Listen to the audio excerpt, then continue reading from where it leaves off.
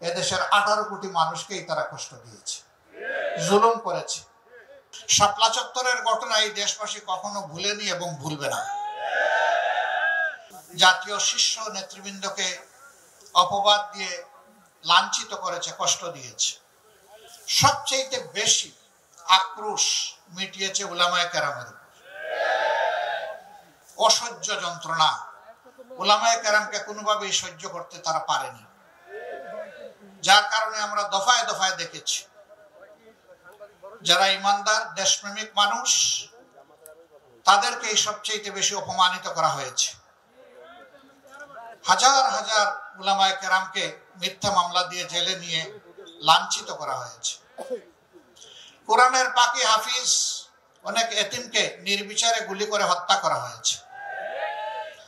বাপখানা এমন ছিল যে এরা কোনো মানুষও নয় এবং সাধারণ প্রাণীর পর্যায়ে পড়ে না, তারা বোধহয় আরো উপেক্ষিত কোনো কিছু। শাপলা চত্বরের ঘটনা এই দেশবাসী কখনো ভুলেনি এবং ভুলবে না। এটাকে নিয়ে কত উপহাস করা হয়েছে। প্রধানমন্ত্রীর দায়িত্বপূর্ণ চেয়ারে বসে তিনি বলতে পেরেছেন যে সেখানে রক্ত ঝরেনি, সেখানে হেফাজতের লোকেরা রং ছিটিয়ে দিয়েছিল। ধিক্কার জানাই। আপনি মানুষ হলে এমন কথা মুখে আনতে পারতেন না। আরেকজন পুষ্যমন্ত্রী তিনি বলেছেন এই ছাত্রদের আন্দোলনের যখন ক্লাইম্যাক্সের দিকে যাচ্ছিল যে সাবধান করে দিচ্ছি, বাড়াবাড়ি করবা না, যদি বাড়াবাড়ি করো তাহলে 5 মে যেটা হয়েছিল শাপলা চত্বরে রাত 12টার পরে সবকিছু সাফ করে দেওয়া হয়েছিল। এই কথার মাধ্যমে তিনি আত্মস্বীকৃত খুনি হিসাবে তার দলকে দুনিয়ার সামনে প্রেজেন্ট করেছেন।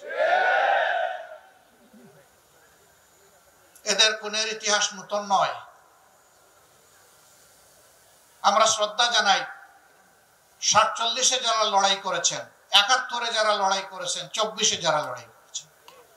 2006 সালের 28 অক্টোবর জোট সরকারের শেষ দিন ছিল। সেই দিনে সারা দেশে স্বয়ং তখনকার বিরোধী দলীয় নেত্রীর আহ্বানে যারা রক্তচোষা তারা সবাই চলে এসেছিলেন ঢাকায়। লোকে বইটার তাণ্ডবে মানুষ খুন করে তারা জানান দিয়েছিলেন আমরা যদি ক্ষমতায় যাই তাহলে আমরা এই কর্মসূচিটাই বাস্তবায়ন করব। তাই করেছেন। ক্ষমতায় বসার মাত্র 2 মাস পূরণ হয়নি, 25 এবং 26শে ফেব্রুয়ারি পিলখানায় তৎকালীন বিডিআরের সদর দপ্তরে 57 জন চৌকস দেশপ্রেমিক সেনা অফিসারকে হত্যা করার মধ্য দিয়ে তাদের যাত্রা শুরু হয়েছিল। এরপরে অন্যতম দেশপ্রেমিক শক্তি জামাতকে তারা বাছাই করে নিয়েছিলেন এবং আমাদের 1-2 করে 11 জন শীর্ষ দায়িত্বশীলকে তারা নির্মমভাবে হত্যা করেছে। কাউকে ফাঁসি দিয়ে, কাউকে জেলের ভিতরে ঠেলে দিয়ে। শেষ পর্যন্ত একজন মানুষ যিনি কোরআনের ভাষ্যকার, দল মতে রুডতে উঠে যাকে মানুষ বড়ই ভালোবাসতো শুধু কোরআনের কারণে, আল্লামা দেলোয়ার হোসেন সাইদি, তারও জীবনটা কিভাবে শেষ পর্যন্ত গেল তার রহস্য একদিন বের হবে ইনশাআল্লাহ। সম্মানিত ভাইয়েরা, এইভাবে আলিমুল আমাকে এত বেশি লাঞ্ছিত করা হলো যে এর কোনো শেষ নেই। তবে হ্যাঁ, শুধু আলিমুল আমাকে নয়, এদেশের 18 কোটি মানুষকেই তারা কষ্ট দিয়েছে, জুলুম করেছে।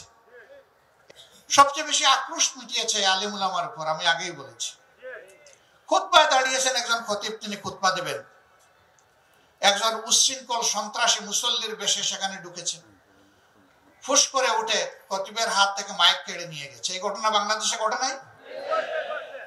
ওয়াজের মাহফিলে, তাফসির মাহফিলে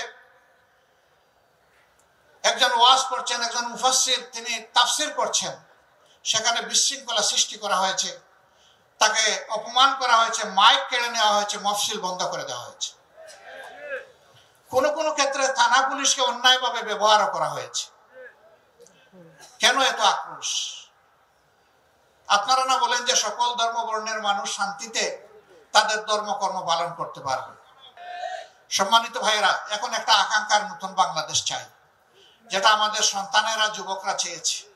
আমি গভীর শ্রদ্ধা নিবেদন করি তাদের প্রতি।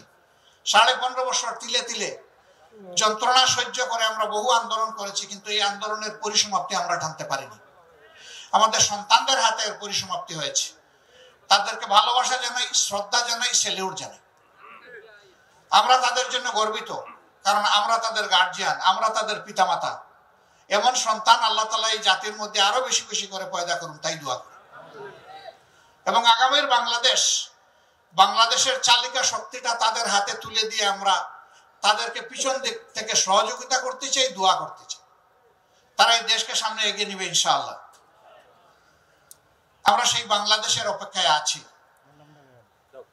এবং গভীরভাবে বিশ্বাস করি যে যেমনটাই মনে করুক, সমস্ত সৃষ্টির স্রষ্টা যে বিধান দিয়েছেন তার বাইরে মানুষের জন্য কোনো মুক্তির পথ খোলা নেই।